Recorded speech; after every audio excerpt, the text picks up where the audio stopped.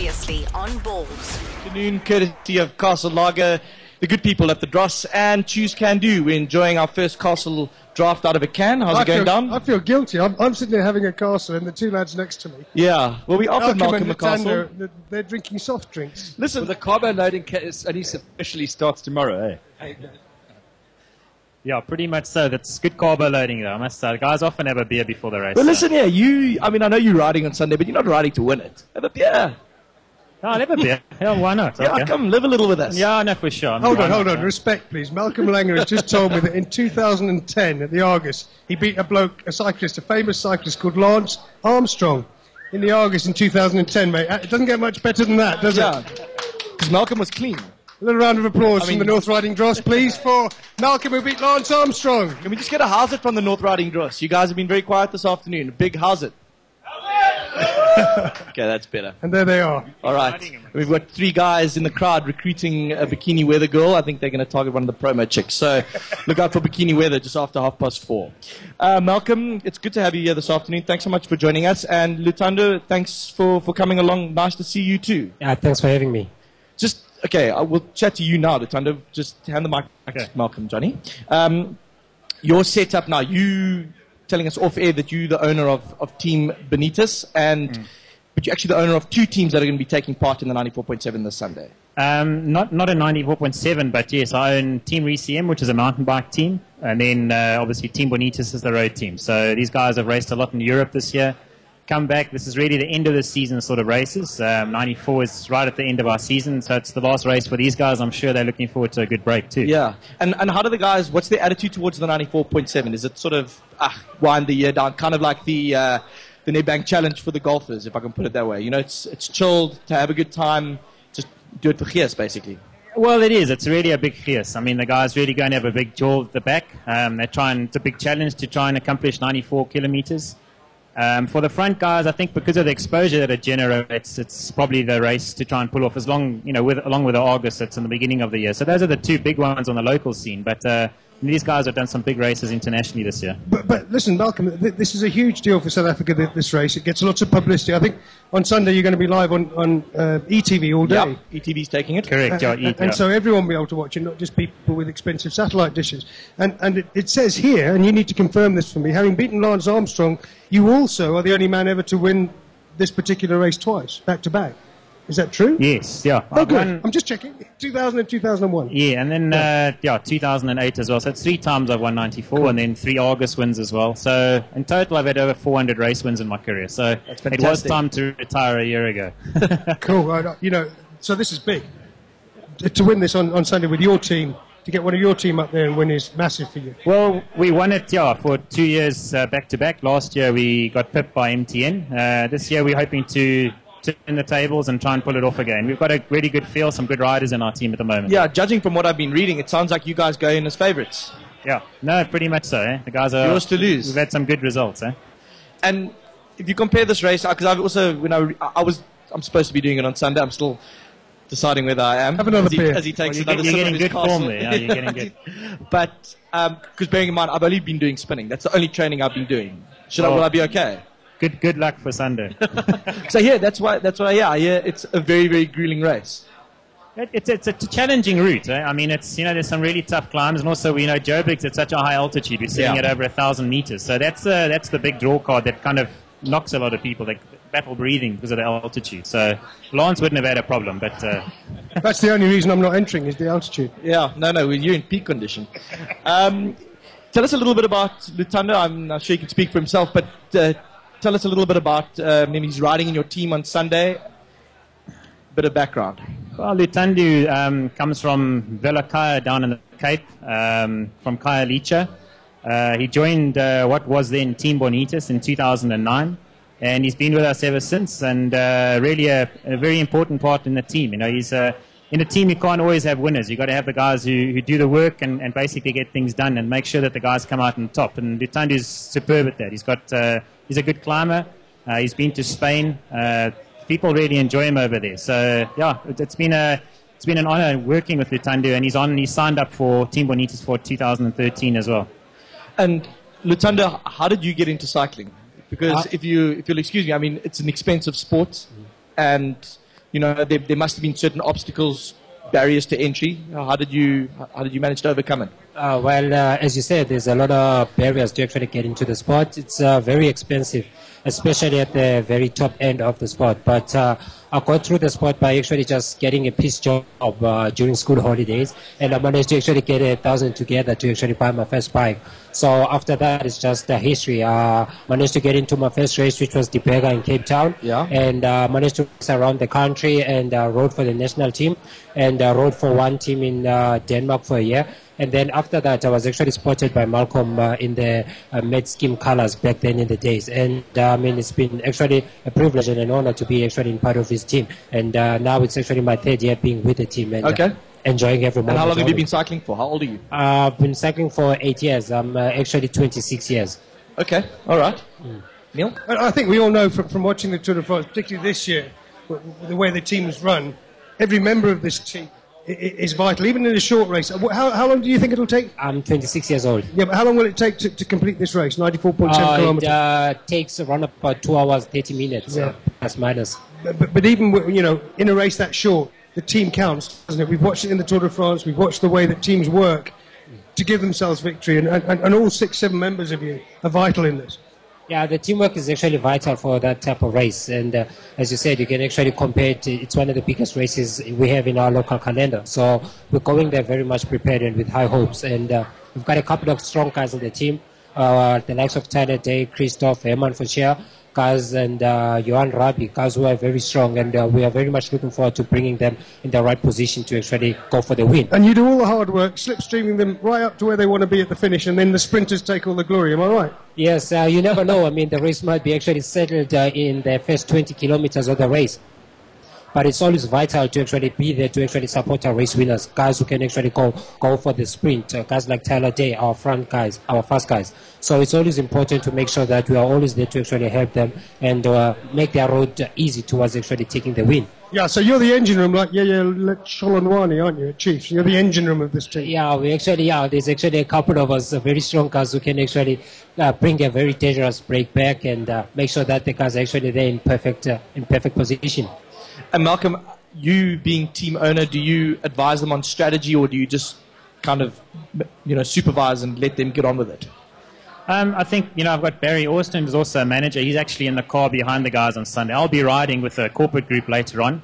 So while these guys are coming in, I'm only starting. I've never experienced that, amongst the guys with teddy bears on their helmets and stuff. So it's going to be quite an experience. But no, it's I think Barry's got a good strategy. We obviously sit down tomorrow and we'll plan what we want to do, where MTN's weak spots are, and where we can pull the thing off. Towards the finish, it's a very tricky finish. I don't know if you've seen it, but it's got a very sharp right-hand turn around a circle. Now that becomes quite a tactical thing within a professional peloton. But how so? Sorry, a lot of us are very ignorant. Well, when you come out that final turn, it's literally 260 meters to the line. So normally, first, second rider out of that turn is probably going to be your winner if there's a good sprinter. So, we want to try and get the guys into the front without crashing, because it's off camber as well. So it's a very tricky finish. So it's not straightforward. The road sloping away, you're going around a 90-degree turn. Correct. And you're now hitting your peak speeds. So we can expect a bit of one of those. Well, yeah, it does happen. Yeah, I think it's a nice corner to actually be on if you're looking for that. I'm just hoping not to see any bonitas bodies lying on the floor. No. Yeah. Johnny wants to say something? Yeah, Yes? Malcolm, weather obviously a big factor as well, and you talk about spills and thrills and things like that. We know the one year it was quite wet and there were quite a few falls, but that obviously is an issue. What is the prognosis? What's the forecast for Sunday? Well, they're not expecting rain as far as I know. They're expecting 27 degrees, so we're hoping not rain. But, these guys are accustomed to it. If it rains, it's just deal with anything, all the elements. It's another day for them. Obviously, like I say, that finish will be quite treacherous, I must say, because it's off camber and it's the guys sprint into the corner at literally 80 k's an hour, break into the corner and then sprint out of it. So it's quite a tricky finish. So it's basically made like that to make it really trying and testing. Yeah, I don't know. I think sometimes organisers want to see a bit of action, and I would have preferred the guys finishing on a straight road, because I've got to pay these guys and they come home injured. I've got to still pay them, So So go Garshly round the corner. Yeah, Okay. No, go Garshly. Go carefully, my boy. We'll try our best, yeah. Malcolm, for someone like myself who's riding it for the first time, okay, training's too late. I mean, we've got 2 days to go, so if you haven't trained now, you're stuffed. Yeah, but, that's a big problem. But that aside, some tips for some people riding this race for the first time, and perhaps starting later when heat is a factor. I think one of the things is a lot of guys, start in these groups, they start quite late and they eat quite early because they think, well, they got to get to the start because their mates are going. Meantime, their group's like an hour and a half after the group of their mate that goes off. And they get what they call a hunger knock in cycling, especially if you're out there for 4 or 5 hours on the bike in that heat. It's very essential that you actually eat at the right time. You're looking at probably about an hour and a half before race start. So some of the guys, that's one of the things is try and time your eating before you go. Even if you have to pack a sandwich and have something to eat an hour before you actually race, then have a bowl of porridge at like 4 in the morning and expect to be good at 9 in the morning. Yeah. You're going to have a big hunger knock. You're asking for trouble. And light gears. I see a lot of guys battling with pushing these massive, big slogging gears. It really tires you out. So try and stay on light gears. It helps your legs a little bit, but it's still hard. Malcolm, I'm going to have some goo, but I bought it the other day, and it says twice caffeine. Is there a chance that I could test positive if... Apparently caffeine's kind of gone off the banned list, but I think you'll be fine, John. I would take about 4 if I was you. Right from the start? No. Johnny, No. you clearly haven't been training. How are you going to finish this race? I've been training so much, Simon. I went running this morning. Oh, I've been at Cadence. I've been spinning with Cadence there. Sounds like a lovely lady. But he trains on a motorbike. Surely that can't be right. But this is an actual spinning bike. It's at the cycle lab. It's beautiful. But Malcolm, listen, if I was your team captain, and I know Johnny's riding with you on Sunday, I'd put Walland in front, and he creates this massive vacuum when he cycles, and he'll just pull you guys right round for 94 Ks. I've got it all worked out. Yeah. I mean, I've checked the field. I know my competition, and I've seen John. He looks perfect No, for he the guy. creates like a in vortex, almost like a black hole. I mean, just the sheer size of that moving at that speed should tug your whole team. Well, if you've ever felt like a bus come past you and you get that sort of suction, It's the same thing. You won't have to pedal. I won't have to pedal. I'll get a draft the whole way. At least I'll have balls there, hey? Thanks for taking it down, Johnny. Malcolm, let's just slightly more serious. SA Cycling rocked by a bit of a scandal a couple of weeks ago with the news of David George. We spoke to Robbie. Robbie Hunter, and we've spoken to we've spoken to 1 or 2 people about it. But your thoughts on it? Well, look, it's sad. I mean, it's in every sport. I don't think it's only cycling. I just think cycling's really trying to clean their act up. The testing that the guys are under, I mean, these guys sit on what they call a blood passport. So basically their blood gets analysed. Now, this came in 2006, and that's why this whole controversy with Lance Armstrong's only broke now. Had they had the technology back in 2006, he wouldn't have won any of those Tour de France's. So in my eyes, it's a good thing cycling's going forward now in the sense that there's a lot of testing and the guys cannot get away with it anymore. And I think what David did was seriously foolish. And, we're in a position where we're trying to get sponsors into the sport, and this just destroys it. So it's not good at the moment. Well, you look at Nedbank and the implications that it's had for that team, and with Nedbank pulling out, it's devastating. No, it is devastating. I mean, any big sponsor that's showing commitment in the sport, you want to nurture them and keep them in the sport for as long as possible. And I've been in the game for more than 23 years, so I know how valuable sponsors are. I mean, they're allowing you to do something that you love, and it's your job. So it's like any sponsor, you got to look after them. And it's sad that these guys do it, but at the end, again, it's, the guys want the bigger contracts and the bigger bucks, But you mentioned it earlier, and you said it was foolish. Why would he do something like that if he knows, and especially considering because when he did it, the Lance Armstrong thing had kind of just broken. So knowing the implications of it, why do something like that? I don't think it's just a once-off thing. I think it's happened before. He's been getting away with it, slipping under the radar, and all I can say is well done to Drug Free. I think they've got on top of this, and I think it's sent out a big shock out there that the guys better be very careful, because they are testing for the product EPO now, and the guys can't get away with it. Yeah, reading a very interesting article this morning on IOL, and talking about how you actually have to start at school level. It's similar to, we had this in rugby, and it looks like the guys start very, very young. Well, it is in every sport, like I said. I think we've just been hit quite hard in the sport of cycling because it is an endurance sport, and any bit of advantage the guys are going to look for, they're going to try and take a chance. So I think once they start going to these sports, especially like at schools level, I mean, that's, it's shocking to be taking it at that, if you know what it does to your body in the long run. I don't think guys would actually want to do it. So there needs to almost be a advertising campaign going against these things. But again, there's pressure. The guys want to play for the Springbok and things like that. it's a dream for many people, and unfortunately there's pressure in all sports. Well, according to this piece in the IRL, Sunday Tribune ran it last week, they interviewed 100 kids from school sport in South Africa, and they found that 84% of young athletes from public and private schools said high school athletes were under pressure to take performance enhancers. That's not just cycling. When we know about the pressure of rugby, in the schools in Pretoria that I occasionally watch play at South Downs College, there's a huge pressure on the lads to grow big and to grow strong very early. And we've all been having a go at cycling since the Lance Armstrong story broke and making all these jokes about it just being cycling. But it appears to me that high school sport in this country being so popular, it puts people under even more pressure at that early age when you don't know what you're doing. Just all of a sudden you've got a teacher coming up to you or a coach saying, well, why don't you take a bit of this? It'll grow you, it'll strengthen your core muscles. Get out there and get into the first team. It's very, very difficult at 16 or 17 to say no to the first team. All the peer pressure as well, Neil, and as you say, it's like a lot of pressure, and the guys know what to do. Just looking at your book, because really that's going to be an interesting book. What can we expect? Anything in there anything sensational? What do you want, Johnny? Like a 50 Shades of Grey cycling novel, or what do you want? Just what can we expect? Well, it's quite ironic that it's come out now with this whole Lance episode. I mean, I raced against Lance at the '92 Olympics in Barcelona, then went and raced a lot against him in Europe, and then we both turned professional, and I got to that deciding factor in my life, do I take drugs or do I take the clean route? And I chose not to. Was it ever offered to you?